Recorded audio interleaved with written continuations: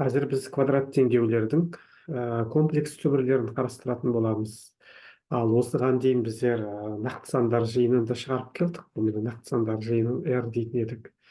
Мұнда квадрат теңдеудің негізгі формуласы ax квадрат плюс vx плюс c тең 0 түрінде берілетін еді. Және де дискриминантты біздер былайша табатын едік. Дискриминант тең болады v квадрат азайтылған 4ac. Содан кейін осыған сәйкес x-ті табамыз. X тең болады минус v плюс минус түбір астында d бөлінген 2a деген формула арқылы табамыз. Енді сонымен қатар біздер тағы да бір формуланы қарастырып жүрдік, d1 депкен. Ол формуланы да көрсетейік. Егер де мына v деген коэффициент екінші тұрған x-тің қасындағы жоқ болған жағдайда, осы v-ның жартысы v-ны 2-ге бөлген кезде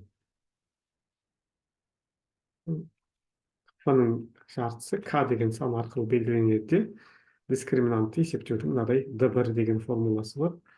K квадрат азайтылған ac. X тең болады минус k плюс минус түбір астында d1 бөлінген a. Осыны екі жолменен біз есептейтін едік, бірақ екеуіне де ортақ қойылатын шарт бар. Екеуінде де екі түбір табылу үшін біздерде біріншіден дискриминант нөлден үлкен болса. Сол кезде біздер екі түбір бар деп айтатын едік. Егер дискриминант нөлден үлкен болса, екі түбір болады. x1 шығады, сосын x2 шығады. x1, x2 деген мына минус, сосын плюсті алғанда алып кетеді. Екінші жағдай, дискриминант нөлге тең болған кезде, онда x1 менен x2 тең болады да, жалғыз түбір ретінде көрсетіледі, бір түбір ғана болады. Енді үшінші жағдайда дискриминант нөлден кіші болған кезде квадрат теңдеудің түбірі болмайды. Квадрат теңдеудің нақты сандар жиынында түбірі болмайды. Біз осылай деп айтатын едік. Ал енді комплекс сандар жиынында, қазір қарастырайын деп отырғанымыз комплекс сандар жиыны. Комплекс сандар жиынында бұл теңдеудің түбірі болады екен. Және де екі түбір болады. Өзара түйіндес екі сан болады. Себебі түбір астында теріс сан болса, түбір алынбай қалады дейтін едік. Енді ерекше жағдай комплекс сандар жиынында екі түбірі болады екен. Қандай екі түбір болады? Әрине екеуі де комплекс сандар жиынында. Комплекс сандар жиынында. Біздер бір мысалды есеп шығарып көрейік. Сонда осы есептің қаншалықты практикалық маңызы бар екендігін түсінетін боламыз. Бірінші мысал.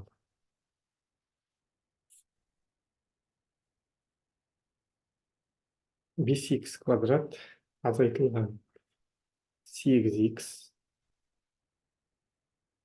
қосу 5 тең болады 0. Біздің жағдайда a деген 5-ке тең, v деген минус 8-ге тең, c деген ол да 5-ке тең. Дискриминантты табамыз. v квадрат минус 4ac деген формула арқылы араларында көбейту бар ғой. v квадрат минус 8-дің квадраты 34-ке тең, азайтылған 4 көбейтілген a дегенің 5, көбейтілген 5. 4 5-ім 20, 20-ны 5-ке өткенде 100, 64 азайту 100, тең болады минус 36.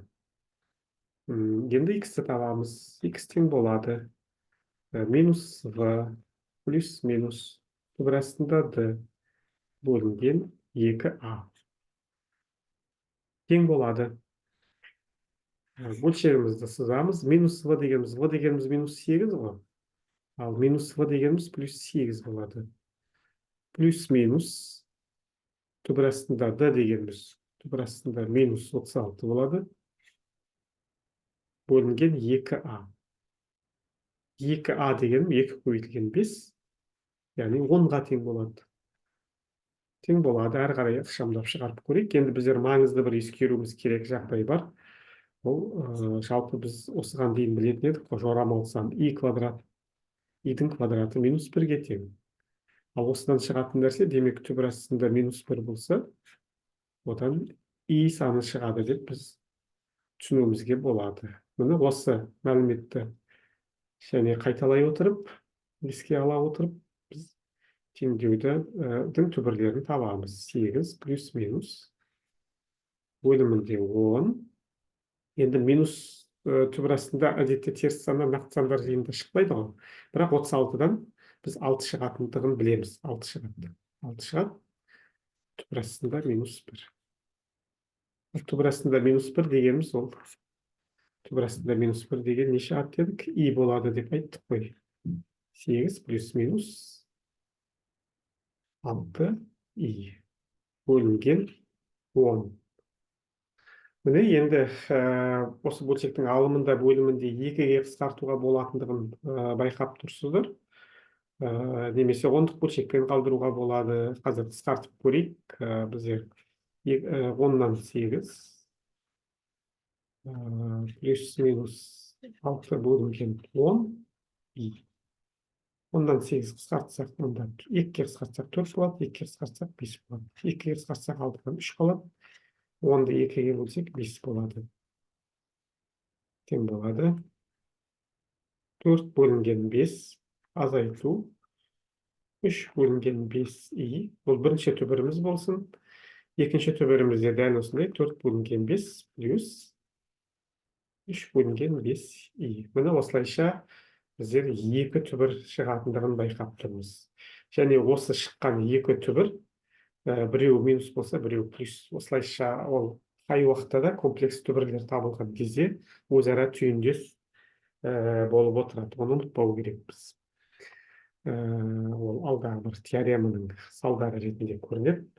Енді тағы да бір ескеретін нәрсе, осы теңдеуді біздер мен D1 арқылы шығаруды да қарап жіберейік.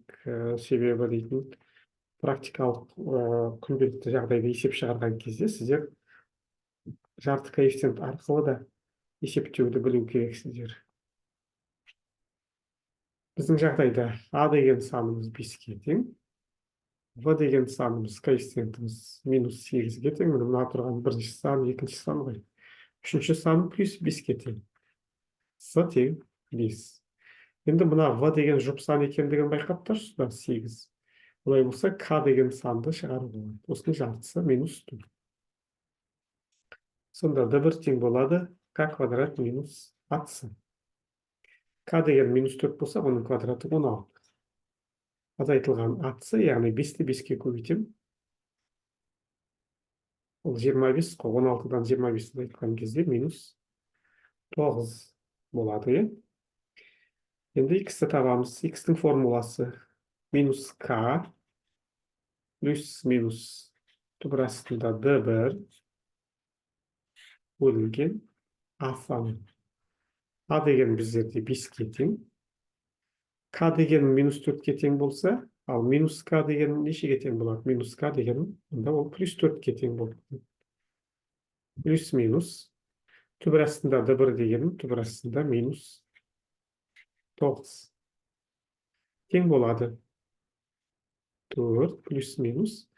9-дан түбір тапқан кезде 3 болады. Түбір астында минус 1 қалады, ал минус 1-ден и шығатындығын жаңа ғана көрсеттік. Бөлінген 5. Міне, дәл манағыдай түбірлер шығып тұр. Енді осы түбірді 2-ге бөліп жазсақ, 4 азайтылған 3 и, дәлірек айтқан бөлінген 5.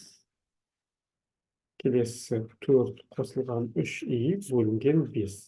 Енді комплекс сандарды жазудың өзінің форматы бар ғой, сол бойынша жазсақ, нақты бөлігі 5-тен 4 азайту, 5-тен 3 и, келесі түбір 5-тен 4 қосу, 5-тен 3 и. Міне 2 түбірі бар. Сол 2 түбірін біздер 2 бөлек көрсетеміз. Сонда жарты аргумент арқылы квадрат теңдеуді табудың өзінің бір пайдалы жақтары бар екен. Біздің бүгінгі сабағымызда тағы да келесі тақырып бар. Алгебраның негізгі теоремасы деп аталады. Бұл теореманың күрделі сөйлемдерді келтіргім келмейді. Оның орнына қысқаша сіздерге айтқым келеді. Квадрат теңдеудің бір комплекс түбірі белгілі болса, оның түйіндесі де сол теңдеудің түбірі болады. Міне сол алгебраның негізгі теоремасының бір біздер салдарын еске ұстасақ болды. Жазып қояйық. Кішкене жазуым шамалы дұрыстап жіберейін.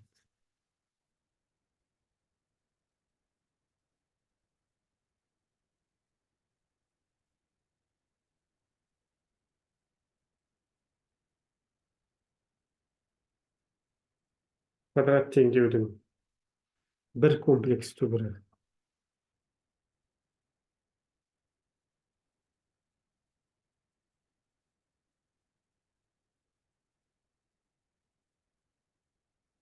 бар болса, оның түйіндесі де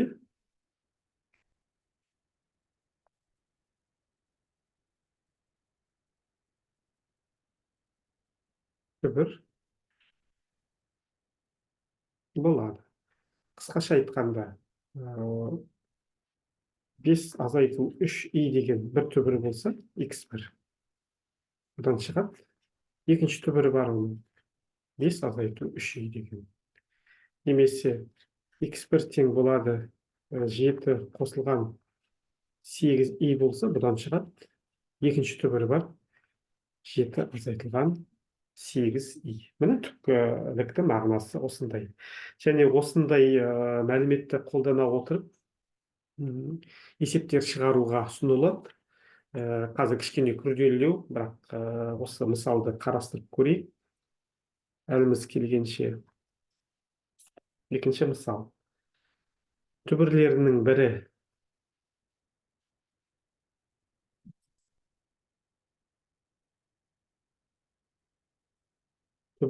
бірі минус 4 қосылған 5i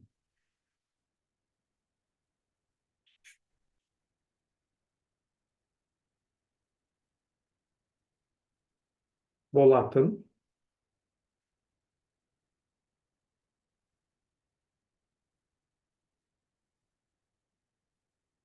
Квадрат теңдеуді құрастырыңыз. Құрастырыңыз. Сонда бізді қысқаша айтқан кезде, ол шешуін математикалық түрде кішкене ықшамдап жазып көрейік. x1 тең болады минус 4 қосылған 5i.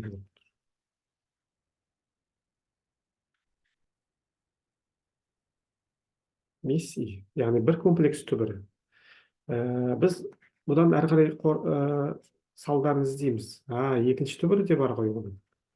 Ол минус 4 азайтылған 5i. Түйіндесі болады ғой деген шартқа келеміз. Және квадрат теңдеулерді құрастыру үшін біз x азайтылған x1, екі түбірін x-ға жіктеледі ғой, x азайтылған x2 тең 0 екендігін ескеруіміз керек. Сонда біз құрастыратын теңдеуімізде x азайтылған минус 4 қосылған 5i. Ол бірінші жақша. Екінші жақша x азайтылған минус 4 азайту 5i. Тең міне. x2 ретінде мынаны қойып жатырмыз ғой, түсінікті шығарады. Минус 4 минус 5i деп жатыр. Ал x1 ретінде мынаны бірінші түбірді қойды. Енді жақшаларды ашып жіберейік. x қосылған 4, 2 минус плюсті береді. Азайтылған 5i. Екінші жақша x қосылған 4. Мына минус пенен, мына минус плюсті береді. 5i. Тең болады. Енді әртүрлі тәсілдерді қолданып кетуге болады әрине. Бірақ мына жерде 3 мүшеде 3 мүше бәрін көбейтсек 9 мүше шығайын деп тұр.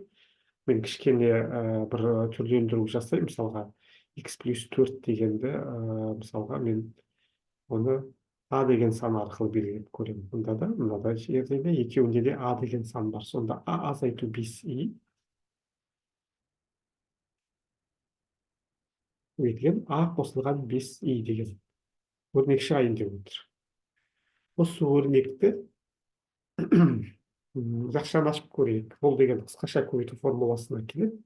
Бұл а квадрат азайтылған 25 идің квадраты деген сөз. Ал идің квадраты нешеге тең? Ол минус 1-ге тең ғой. Онда а квадрат минус 25 көбейтілген минус 1. Минус 1-ді минус 25 көбейткен плюс болады. Онда а квадрат қосылған 25 болады. Ал а деген x плюс 4 қой. X плюс 4-тің квадратын тапқым келсе, ол қысқаша көбейту формуласы арқылы жіктеледі. X квадрат қосылған 8x қосылған 16. Осы 25. Мына 25-ті қосамыз. X квадрат қосылған 8x қосылған 41 тең болады 0. Осындай теңдеу алдық. Біздер жалпы есептің жауабына жеттік. Әрине жауабын осылайша беруімізге болады. Енді тек ескеретін нәрсе, біздер осыны тексеріп те көру керекпіз. Себебі шығарған теңдеуіміз дұрыс па, дұрыс емес пе білу керекпіз оны. Тексеріп көрейік.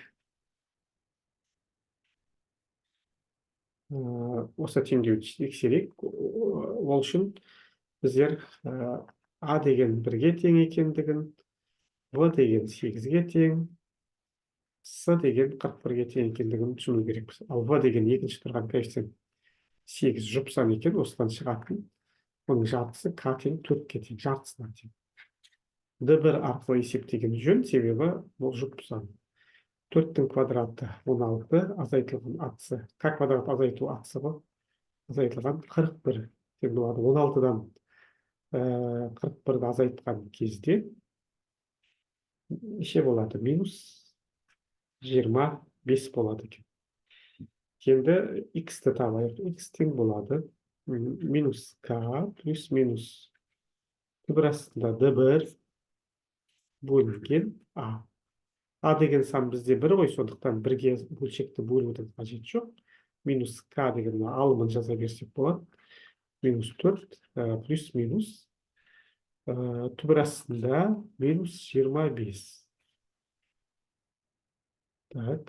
Ал минус 25. 25-тен түбір астында біз түсініп тұрмыз, одан 5 шығады. Ал түбір астында минус 1 қалып қояды, минус 1-ден и шығады. Тең болады.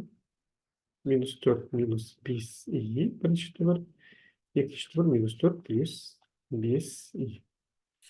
Шынында да біз мана басында айтқан түбірлер шықты ма? Соны қарайық, соны көрейік. Бізге берілгенде қандай? Минус 4 плюс BC болады деп тұр ғой. Біздер шындап та минус 4 плюс BC деген түбір шықты. Екіншісі минус 4 минус BC болады. Яғни тексергенімізде біз шын екендігіне көзіміз жетті. Міне алгебраның негізгі теоремасы, квадрат теңдеудің комплекс түбірлері тақырыбына осындай есептер келуі, кездесуі мүмкін.